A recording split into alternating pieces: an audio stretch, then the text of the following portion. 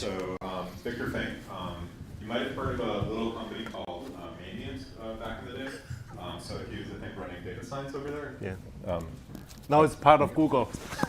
Yeah, another little company you might have heard of. So he's a string of startups and whether running data science or just running the entire thing. So friends who graph the planet and Graphistry, so it's cool to see him, as always, kind of leading with new AI technologies for the financial space. And so with that, cool. Okay, cool. Okay, yeah, cool. You're You good. guys hear me? Okay. All right. Hey, everyone. So like Leo said, right, I actually have an old photo later in the slides. So this is my second time presenting here. And I'm going to show you some of the new progress we are doing. So my company name is called Enchain AI. So today I'm going to talk about the AI agent for the, oh, sorry. Yes, you don't have to speak out. Okay. All right, cool.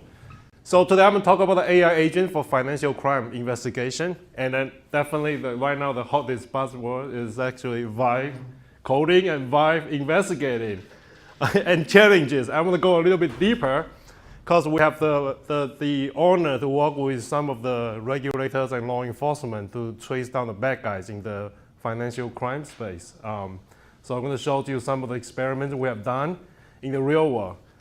It's going to be cool. All right, so yeah, we fight financial crime and streamline compliance. The first half is for the government and the public sector partner we've been working closely with, including the IRS, SEC, and FinCEN. And also the second half of it is based on those knowledge we learned from the public sector. So we're bringing it to help the private sector companies like the financial institutions and all that cut their costs in the compliance. You know, that's a financial, in the financial world, right? The financial institutions, compliance is a cost center, okay? They burn money, they don't bring revenues. So if you can save money there, that's a good sign for the executives. So yeah, and then something we're proud of is our technology, especially the AI technology we developed over the past few years, actually have been helping our government client secure over $1 billion of crypto currency seizures and recovery globally. And yeah, we are one of the RSA Innovation Sandbox founder startup. Cool, we can skip that. I trust you guys. Okay, this is the old photo exactly here. 5 years ago, okay? This is incredible. And then, of course, like during the last 5 years, we actually have a significant improvement in the infrastructure side of it. The previous slides back then, like Leo, we talked about that. We can drill down like 3, 4, 5 hops in Bitcoins and Ethereum and all that. That's considered already like magic compared to if you're familiar with the space we're in. But here now we're actually bringing it to the whole new next level. We build the entire scalable graph analytic infrastructure and then put AI on top. So now we even like did something magical. We enable AI investigation like auto trace automatically in the crypto, other than you have to still rely on the manual analyst to click. If you guys are following the Bitcoins or Ethereum and all that, right? The hackers know that the law enforcement, they are using those manual tools, so they make it like develop so many new tools like to make it harder for the human to trace them down. For example, Pill Chain and most recently, Railgun, if you guys are following the space. So yeah, and then one of the winning case, right? This is just announced a couple months ago, right, from the Department of Justice. So this is something we're very proud of. We are the technology, AI technology behind this case. $65 million hack in the DeFi protocol called KuiperSwap, okay? And we have to go really deep. We spent like months with the law enforcement to did all the smart contract forensics, transaction tracing, and all that. Eventually, we get the bad guy. Yeah, and then the problem we're solving, right? I know everyone here is coming for the RSA conference, which is the cybersecurity, but there's a huge overlap with the financial crime investigation, okay? To quote our client, Jenny Yeren from the Department of Treasury, so right now, the financial crime, like cyber crime is part of all this. Okay, but it's like a Venn diagram. There are things that don't fall into this also, right? Like what Ingdos talk about, those are different problems. But anyways, this is also a $1 trillion problem we're dealing with, okay? And it's growing two-dimensionally right now. They're getting more sophisticated, And cryptocurrency, guess what? It's the most sophisticated crime right now.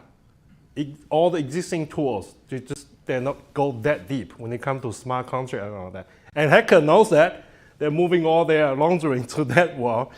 And then another case is actually, another dimension is there's more and more cases. There are almost 4 million cases called the SAR, S-A-R, that filed to FinCEN under Department of Treasury. If you are working in the bank, right, if you see anything suspicious, you are supposed to file a SAR report within 30 days to FinCEN. The government is sitting on top of 4 million of them, one per year. Just think about the order of magnitude here, okay? There's a huge demand in the government space right now, and then also the private sector. So this is the breakdown of all these different crimes, right? Like money laundering, this is a $500 billion problem right now. Healthcare fraud, drug trafficking, and you name it, right? And cybercrime is in one of those, right? In the middle, ransomwares and all that. That's a $40 billion a year problem, okay? But the point here is actually we're technologists. We build solutions to solve very specific problem at the beginning, okay? We cannot solve all of them, but luckily, we are when it comes to blockchain and smart contract, all those data are already sitting there. You do need to know the domain knowledge to go really deep and all that. But Bitcoin, Ethereum, stablecoin are involved in a lot of all these crimes, okay? And then now on the human side of this, right? So we've been working with a law enforcement investigator. They have this new term that they are being chit-chatting, like it's called crypto tracing fatigue, okay? I think Leo and Indos already touched a little bit, right? When you deal with massive of data, then you think about it. And eventually, those work right now as of today is still done by the human analyst. Where you're staring on the screen for days, weeks, you're gonna get fatigue, especially this kind of transaction.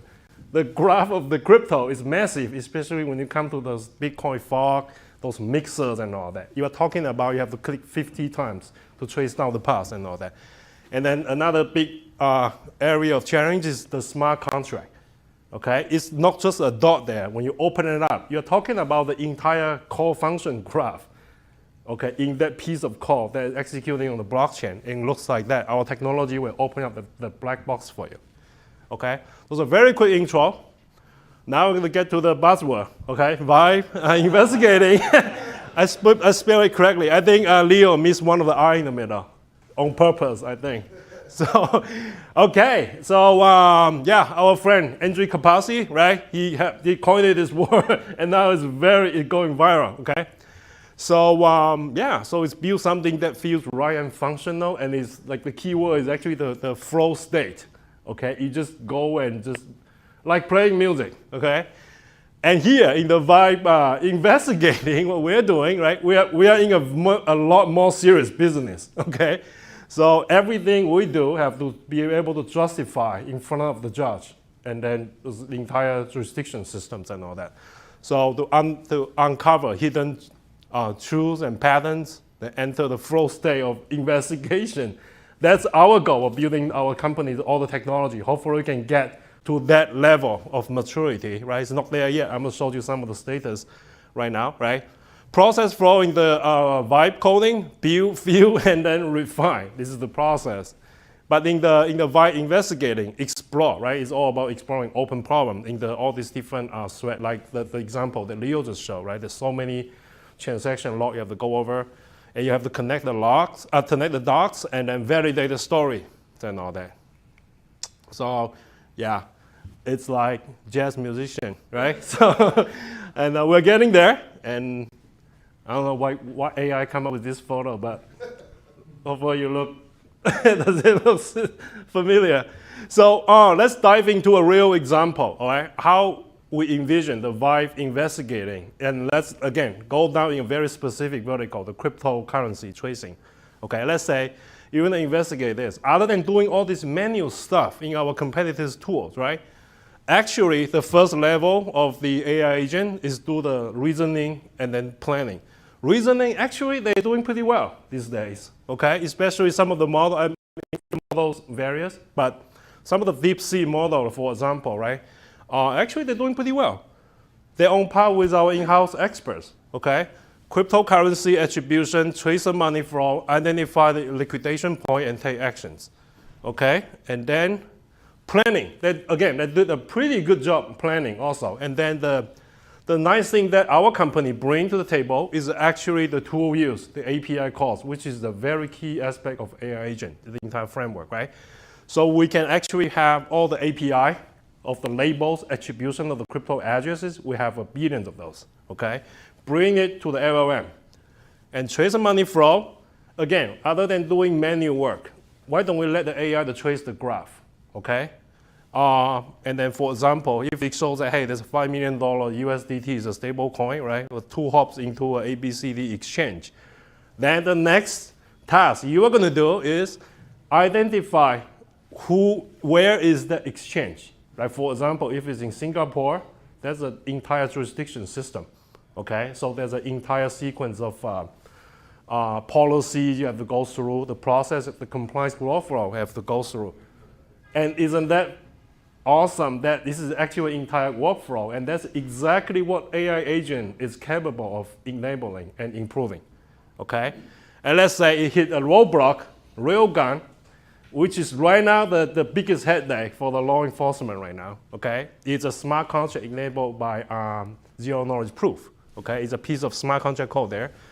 So again, we will get the smart contract agent that we built to break it down the code for you, okay? And at the end, the legal action, right? So you are supposed to file the FBI IC3 report, reach out to that liquidation endpoint, and then if you are the financial institution in the US, like I said, you have to file the SAR to FinCEN within 30 days of that you identify that issue, right?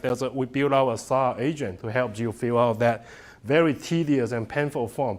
Just imagine right now a bank has to maintain like maybe a dozen people, right, to actually do that. So, oops, sorry. Ooh. Sorry, it's like, what should do? Hang on. Do I do? Maybe I should just do it. Yeah, sorry. Any questions so far? Yes. Yeah, go ahead. So are you loading this corpus of data into an LLM and then you're able to ask it, or are you directly interacting with it? Give me an idea of that. Great question. So the blockchain data, we have our in-house database, the data warehouse and all that, right? But then the nice thing about that, we actually have to build out the RAG. So retrieval, augmented retrieval. So we have to build out for the smart contract source code, and I have to do all the analysis. Okay. So there's some of them is just enabled by API. Like for example, this massive blockchain data, there's 1 trillion transactions there, right?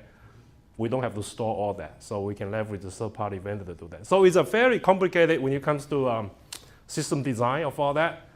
But then, yeah, I mean, we maintain, the design principle is we keep the proprietary data within Enchain, and then those public data, we just keep it at the public API, like even the Google BigQuery, now they have API for you to access. So if I want to marry my own private data with some of your data, yeah. how does that happen?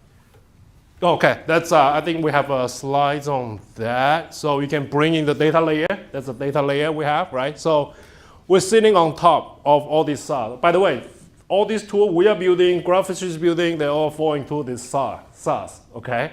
And SARs under the hook is CRUD, C-R-U-D, okay? So there's different layers, and the question you have is actually we bring the data layer that we can actually have the agentic AI. The LLM will talk to your data, okay? And at the end, we're gonna bubble all the way up, okay? Okay, skip all that, I don't have a lot of time. Okay, the challenges. I haven't get to the most interesting part of the talk yet. So, okay, cheese not sticking with pizza. Okay, what does that mean? Okay, some of you already, okay, don't spoil it, okay, if you already heard about this. Okay, you ask Google, like this, I think they already fixed this, but a couple months ago, the answer is you can add about like a cup of glue. Okay, again, this is a real screenshot, okay? And Leo, I probably need 5 more minutes. It's gonna be entertaining. Okay, why the hell is Google telling you that? Turns out we dig in is, okay, you know, like LLMs doesn't come from nowhere. They pull from all the internet data, and we're able to identify that Reddit post 10 years ago, okay? And that's where the hallucination coming from. Okay, and why do you find, it's good that you guys are all laughing, right? But let's think deeper. Why are we all laughing? It's because we are the expert of common sense. Make sense? Yes. we are the experts of this bar is pretty low at this point, okay? Yeah, because the knowledge is not for everyone, so everybody laugh, right? You cannot use glue to stick your cheese to the pizza, okay? But let's think a little bit deeper. How about now move that paradigm to our world, in our vertical? Okay, now I ask our system, the law enforcement asks our system this question: what are the key difference between the Uniswap v3 and v4? By the way, Uniswap is a DeFi, it's insurance exchange. They can exchange money, okay? So this is the answer, okay? Yeah, liquidity operation, remove liquidity pools, swapping features, burning positions, right? Update significantly enhance the platform capability, improving all these different liquidation management and all that. Hallucination or not? Raise your hand if you feel it's bullshitting you. Raise your hand. So you will take it. You will take it to the judge. Why?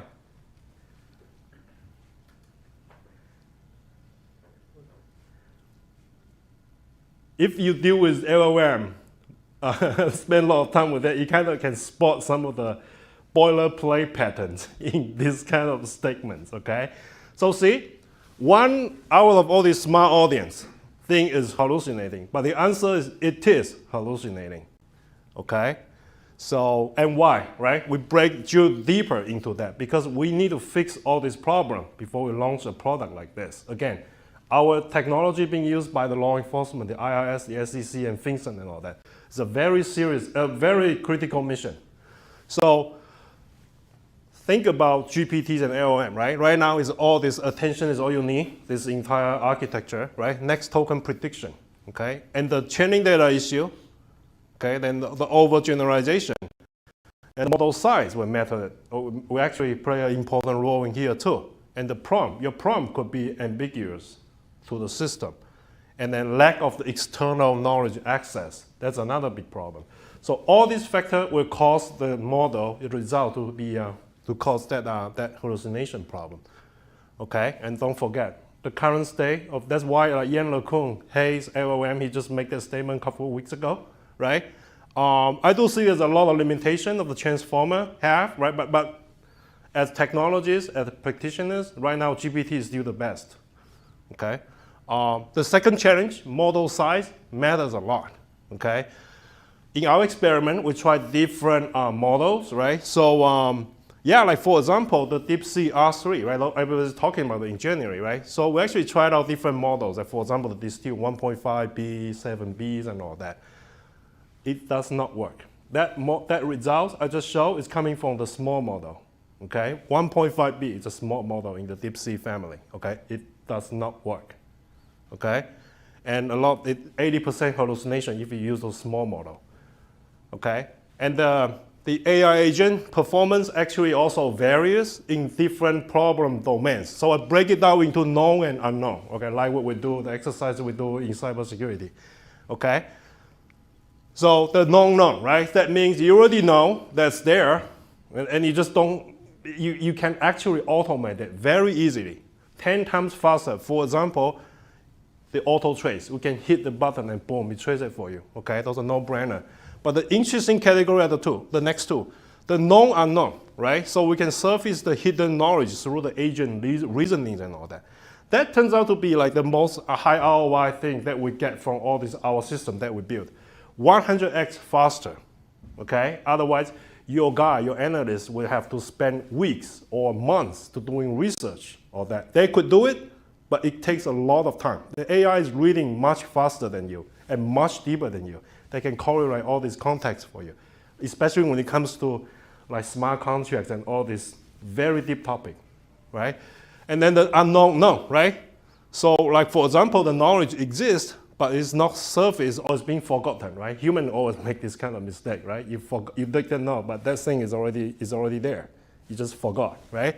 So for this kind of exercise, right, we can uncover 30% more leads missed by the humans. So we did a small benchmark with our law enforcement agents and all that. Those are numbers we come up from this exercise. And the most interesting one, right, I mean 0 day and all that. Those are coming from the unknown, right? So those are yet to be discovered. So I hope that this is actually a starting point of, I think we're the first company that break it down into the known and known matrix. I feel like it's very inspiring. The last change I'm going to talk about is money. I think it's important for all of you to understand, right? AI agent is not cheap to run. And again, I'm talking about the production grade that can get the job done, not some prototype that you see on the YouTube. Okay, we try out all that. To make it work, you probably have to get the first tool. Okay, so you're talking about like $1,000 a day or like $700 a day. Okay, and if you go down to the cheap one, okay, depends on what you are doing. But for the mission critical tasks we're dealing with, those won't work. Okay, we get customer escalation from those. Okay, sorry. And then funny thing is that the cost, right? Again, right, we talk about the human and the AI agents, right? Some of you are probably concerned when Leo showed that demo, right? Will my job still be there? I think right now, you still have your job if you are the expert in that vertical, right? Like give example, I came from Mandian, right? And then also we have an investigation service. So daily cost of our guys about $1,000. This is probably industry standard. AI agent, like I said, that high end, you need to have that high end model, that hardware to run. The parallel active cases, if in the law enforcement, usually they only do one or two. The context switch in the human brain is actually gonna slow the case down. So they only assign one or two cases to every agent, okay? But the AI system, they can do like up to 20. Actually, one of the clients recently, they just opened up our system with 120 cases, which is kind of mind-blowing. It's still working, but it's kind of not recommended at this point. The human cannot process that results. Fatigue, high fatigue, human complain a lot. AI never complain, which is a nice thing, okay? And then all that. So, and then, yeah, they're 24/7, man. So, but you deal with the human analysts, they have to go off on vacation, especially in the domain we're in, they are very deep into the vertical. So, and the lack of knowledge sharing and all that. So think about your key investigator go out for a week to Hawaii for a week. Then that's just totally blocked. Okay, the pulse. And yeah. So recently, right? So the Anthropic founder, they talk about the way when I come to AI agents and all that, I always think about the labor market because we want to make sure that we will have a job. Okay, down the road. This technology is disruptive, as you can see, right? But I think you make a very good point, right? Leverage is the key word.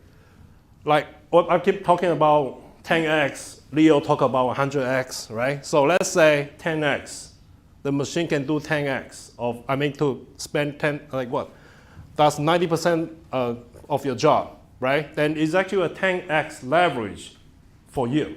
You should definitely take advantage of that. That's actually the opportunity being given to all of us that are smart enough to embrace the AI agent technology. Okay, so the future of VI investigating, I don't think at this point they're not replacing human, and actually the smarter people in the room, in the industry here, will know how to kind of use it to 10x empower what you can do right now. Okay, and it's true. We are still a small company, but we are on par with all the much bigger company. And then we keep hitting all these cases and all that, okay? And then last one, right? So one step that we're helping the industry for the Vibe investigating is we just launched this AML server. AML server, the API. If you guys deal with any cryptocurrency, labels and all that, we open up that for free, okay? So look up it's super easy to use. Look up the Bitcoin, Ethereum. We support like 30 different blockchain, and then we'll give you the label if it's a sanction or not. Okay, and the next step is we're gonna launch an MCP server, so to make it a lot more accessible. I think this is actually very important in the era of AI agents. We need more proprietary data to open, so you can build more AI agents. All right, cool. This concludes my talk. Thanks for giving me an extra 4 minutes. Thank you. So maybe a few questions or, yeah, just a few, yeah. I can kick it off. I do. I have a question. Cool. Two parts to the question. The first part is that if I have an agent that is actually working a case for me, What is it doing to? Sorry, what is it doing to put the case file together again? Because if it's going to be used legally, then it has to have some types of, jurisdiction and some type of jurisprudence, if you will, across the actual corpus of data that you're collecting. What is that? And So then- we do have our own case management system. Okay. So, and then for that, it's a database, it's an archive of all these different. It's more important to track the investigation journey. That's something we know. The journey is a keyword, right? So actually, I mean, a lot of time, like Leo is in that business for a decade now, right? So I mean, when you trace down the hackers and all that, there's so many different contexts you have to put in together, and then sometimes you may switch gear to different route. It's a tree. It's like a DAG, your Right. investigation journey. So when we build out the case management system, we have that in mind. So that's actually one of the big challenge also, right? When you deal with complicated investigation. Right. Yeah. And then the second question is are these agents that are created, again, audit trail, compliance, and then are they separated? Like, am I buying 5 agents from you, and then these 5 agents could do this for me? Or? Sorry, I have to skip that slide, but we have 16 agents right now. So, and that's Okay. enabled by like about 20 different infrastructure API endpoint. So there's an entire system architecture you have to build to enable that. Okay. Yeah, and those are under the hook. The nice thing about those AI agents is that we make it transparent. You don't have to know that they're already there. Okay. Yeah, but it works when you pull out, and it's easy to verify. You can always go down to the source of all that. So, yeah. Oh, yeah. I see that the model context protocol is coming soon. My Yeah. question is, what are the current protocols in place that will mitigate confirmation bias within Vibe investigating? Oh, sorry to you, Professor. The MCP, yeah, it's coming up. Yeah, we're still building it. We're doing, actually, the system is already vibe coding done, but we're doing the security testing right now. There's actually, as you may know, building an MCP, a secure one, is actually, there are some challenges there. You have to be very careful. You're giving that Python script a lot of access. So yeah, that's what we're dealing with right now. Yeah, but it's coming. Yeah, Leo. One more. So what's the cool? What's the most surprising or interesting thing that your agents have been able to do for your customers? Yeah, like it's they dig out the facts that our in-house investigator did not, and we thought the model was hallucinating, which is we are very, as a human, we are stereotyped. And we actually find out that too. That's actually an entire corpus of documentations that our guys did not look at, and the model looked at it. So that's why I said this is known unknown and unknown known, right? So that's really surprised us. Like I said, we thought it's hallucinating, but then it's nice thing about this new generation of models have the reasoning. So, the reasoning, by the way, is very powerful. And it's very helpful that you go down and see the train of thought. And it turns out that, hey, our guy actually missed it. So Philip missed it. But hey, it saved us a lot of time. And that's something super variable that we find out from the corpus of text. So cool. And we'll be around, and Henry and Steven will be all here. So happy to answer more questions. Yeah, cool. Thank you. All right, thank you, Victor. Yeah. Yeah, I'm excited to